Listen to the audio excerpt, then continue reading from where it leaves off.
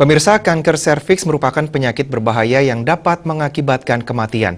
Meski demikian, kanker serviks dapat dicegah melalui vaksinasi sejak dini. Kanker leher rahim atau disebut juga kanker serviks adalah sejenis kanker yang disebabkan oleh virus human papilloma oncogenik.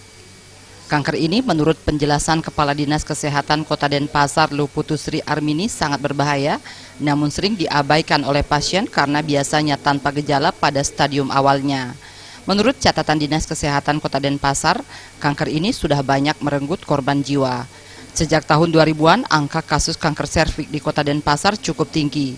Pada tahun 2012 terjadi sekitar 100 kasus yang kemudian mengalami penurunan di tahun 2014. Meski berbahaya, kanker ini dapat dicegah dengan melakukan vaksinasi sejak dini. Vaksinasi itu menurut Sri Armini sebagai perlindungan dan mencegah terjadinya kanker serviks.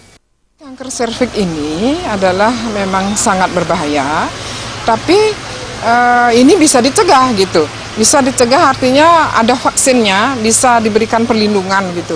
Kalau seperti misalnya demam berdarah itu kan vaksinnya belum ada.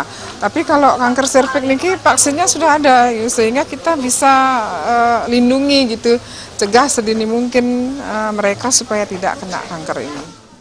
Seiring banyaknya program pencegahan yang dilakukan pemerintah Kota Denpasar, penyebaran kanker serviks diharapkan mengalami penurunan. Salah satu program yang dilakukan yakni memberikan vaksinasi kepada kaum perempuan sejak usia dini. Selain melakukan vaksinasi, Dinas Kesehatan Kota Denpasar juga menggalakkan program penyuluhan kepada kaum perempuan untuk memberikan pengetahuan kepada masyarakat tentang bahaya kanker serviks dan pencegahannya. Pujiantini dan Wira Saputra, Bali.